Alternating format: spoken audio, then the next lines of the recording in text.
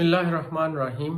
अस्सलाम वालेकुम व्यूअर्स, मैं हूं उस्मान डोगर और आप देख रहे हैं मेरा यूट्यूब चैनल। मेरे नाम से ही है उस्मान डोगर। अगर आप यूट्यूब पे देखेंगे तो वहां पर आपको ये चैनल नज़र आ जाएगा। आप में से जो लोग रेगुलर अपडेट्स चाहते हैं वो अगर चाहें तो ये चैनल को सब्सक्राइब कर लें।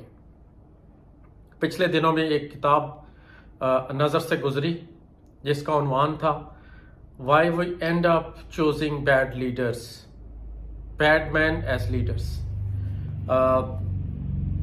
पूरी दुनिया में सबसे बड़ा क्राइसिस लीडरशिप में अगर है तो वो यही है कि मेजॉरिटी ऑफ द कंट्रीज में ऐसे लीडर्स को चुना जा रहा है जो कि कॉम्पिटेंट कम हैं और नेपोटिज्म, नार्सिज्म, अपेरेंटली करिज्मेटिक जिनको कहते हैं लोग, उस तरह के लोग सामने आ रहे हैं और उनकी वेटिंग स्क्रूटनी बिल्कुल नहीं हो रही।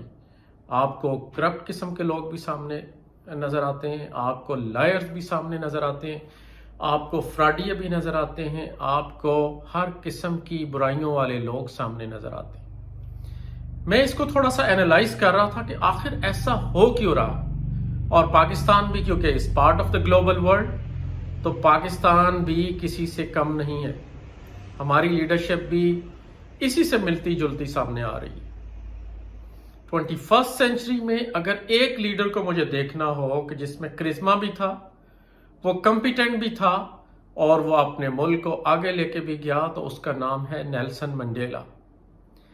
दूसरी तरफ अगर आप कॉम्पिटेंस की बात करते हैं तो यूरोप में एक ही मुल्क सबसे आगे, चाहे कोविड था, चाहे फाइनेंशियल क्राइसिस थे, चाहे ईयू को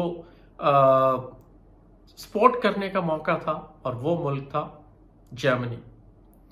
जर्मन चांसलर एंजेला मर्केल के मुतालिक आपने ज्यादा नहीं सुना होगा। उस वक्त तक आपने नहीं सुना होगा जब तक कि जर्मनी यूरोप की एक बहुत बड़ी इकोनॉमी नहीं बन गया। बहुत अच्छी स्पीकर तो नहीं है, बहुत सारे लोग उसको जानते नहीं थे, लेकिन उसकी कॉम्पिटेंस ने यह साबित किया कि एक कॉम्पिटेंट आदमी उस करिश्मेटिक आदमी से बहुत बेहतर है जो बातें तो करता है लेकिन रिजल्ट नहीं देता। हमारे यहाँ किस चीज़ की ज़रूरत है? हमारे यहाँ कॉम्पिटेंस का इंतहाई फुकदान रहा मुख्तलिफ अतवार में। हमने ऐसे स्लोगन भी सुने जिसमें लोगों ने कहा कि ऊपर अगर एक आदमी ईमानदार हो तो नीचे सारा कुछ ठीक हो जाता है। मेरे ख्याल में नहीं, ऐसा नहीं होता। अगर ऊपर ईमानदार आदमी है तो उसकी कैबिनेट भी ईमानदार होनी चाहिए। क्या हमें कुछ ऐसे लोग नजर नहीं आ रहे? आज वो लोग हैं ही नहीं उसके साथ। अगर वो ईमानदार थे, ऑनेस्ट थे, इंटेग्रिटी वाले लोग थे, तो क्या उनको वहां खड़े होना चाहिए था कि नहीं होना चाहिए? सख्त फुकदान है तो इंटेग्रिटी का, सख्त फुकदान है तो प्रोफेशनलिज्म का, सख्त फुकदान है तो कॉम्पिटेंस का। तो हम कर क्या सकते हैं आने वाले इलेक्शन में? क्या हम फिर उन्हीं लोगों को उसी खौफ के डर से वोट करेंगे? लैंड माफिया, भत्ता माफिया, चोर चकार, यही हम लोग कहते हैं, हमेशा यही बातें होती हैं। तो अगर ये बातें जो करते हैं वोटिंग वाले दिन, तो वोट देने ही नहीं जाते। पॉलिटिक्स में हिस्सा लेना इसलिए जरूरी है कि आपके वोट से जो लोग चुने जाते हैं वो जाके आगे लेजिस्लेशन करते हैं। लेजिस्लेशन हमेशा टॉप ऊपर वाली लेयर्स के लिए की जाती है, उन्हीं को फायदे दिए जाते हैं। पब्लिक के मफाद की लेजिस्लेशन क्यों नहीं होती? क्योंकि ड्राइंग रूम से निकलकर हम इतनी जहमत ही नहीं करते कि हम वोट देने जाएं। मैं ये सारा कुछ क्यों कर रहा हूं?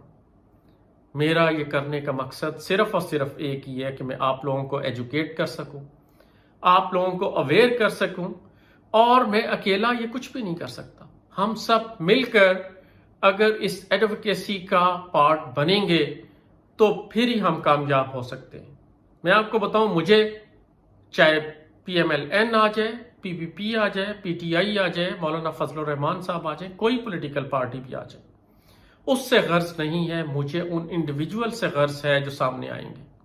आपके MPA, आपके MNA, अगर वो मैन ऑफ कैरेक्टर हैं, मैन ऑफ इंटेग्रिटी हैं, तो बिलीव यू मी चीजें खुद ब खुद बदलना शुरू हो जाएंगी।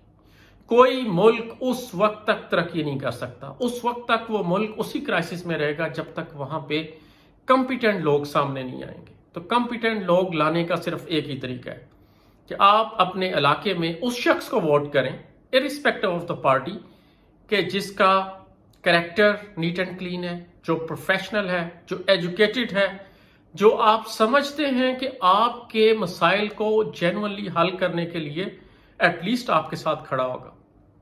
कल को वो अपनी पार्टी बदल नहीं देगा।